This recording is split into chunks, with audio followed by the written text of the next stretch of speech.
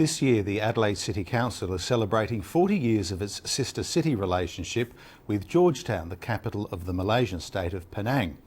But aside from the historic ties between the cities, what does the relationship really mean today?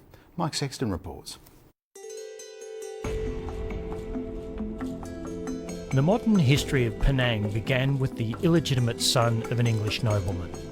His name was Francis Light, and his statue stands near the island's waterfront, a place where in 1786 he established a trading post to provide military protection, export spices and service the needs of the wealthy families of Southeast Asia. If you can imagine, there are a series of ladies on Phuket in a place called the Lang, who wrote to him asking for the things that they needed, some nice hankies, some linen, silk, and of course opium, and he supplied all their needs. Noel Purdon is a descendant of Francis Light. From his home in Adelaide, he's researched the history of his famous ancestor and his common-law wife, a woman of Thai and Portuguese heritage named Martina Roselles. It's Antony and Cleopatra without the drama. My impression of Martina is that she was, well, besides the love that I presume existed between them, she was very, very capable, very, very useful partner for him to have. Their useful partnership produced 5 children, with the best known being their second son, William, the Surveyor General who designed the city of Adelaide. William's quite interesting in that he was born in Kedah, and literally just weeks before his father sailed across and planted a flag on the island of Penang.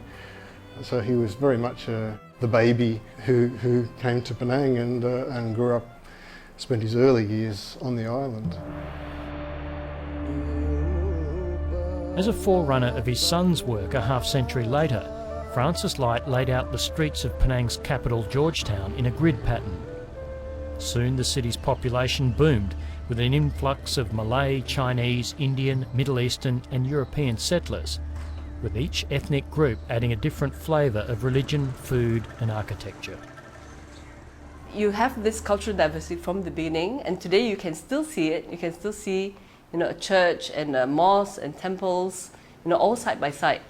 Author and historian Khoo Salma runs a publishing firm in the heart of Old Georgetown and has been a driving force behind a 20-year push to have the area recognised by UNESCO as a World Heritage Site. The process was painstaking, and along the way there was some help from South Australian architects, conservationists and the National Trust. And the result is the preservation of what many consider the finest multicultural city in Asia. Many cities have changed for the worse. So heritage is really something that promotes your cultural identity, and it says that, okay, we deserve better, we deserve to keep our identity, not to be swept away by the whatever forces of globalization and all that. It was Don Dunstan who, as Premier in 1973, urged the Adelaide City Council to form a sister city relationship with Georgetown. And current councillors believe the partnership is more than just swapping the keys to each city. For many years, the international flights out of Adelaide Airport have been very few and far between, linked to 2 carriers. And the one reason why Malaysian Airlines is a regular carrier out of Adelaide stems from that relationship that Adelaide has with Georgetown. Councillor Michael Henningsen nominates education and IT as other areas of profitable exchange, while for Deb Lavis the relationship has become a personal and professional passion.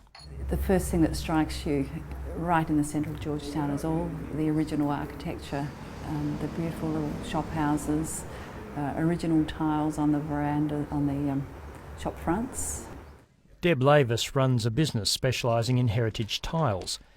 After visiting Georgetown, she joined the Penang Heritage Trust and found her expertise was welcome in restoring and replicating period tiles in shop houses. Through experimentation, we were able to reproduce a tile that was very, very similar, so that the tiles that were left on, the original tiles that were still on that were usable on the wall could stay there, and the new tiles would blend in. As a result of the conservation of Old Georgetown, the city has grown as a tourist attraction. While Australians have an ongoing role in the work, including training, some believe there is also a lesson to be learnt in Adelaide. To preserve our historical past is also becoming increasingly important, because that's the point of difference.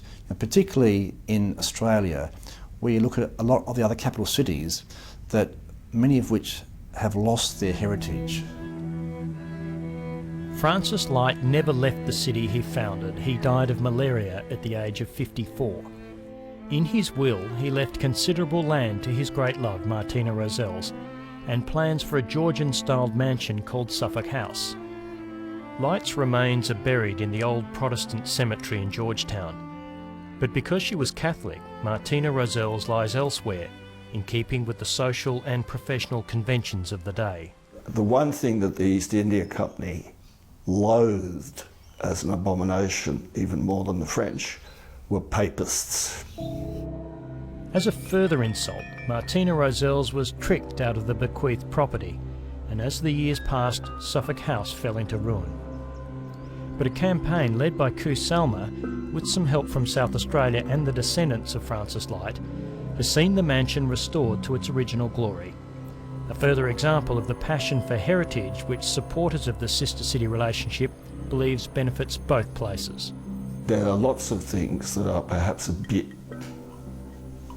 mythologised about it, but there are genuine trade and artistic and cultural relationships with it. I think we're in a unique situation. We should definitely pursue it.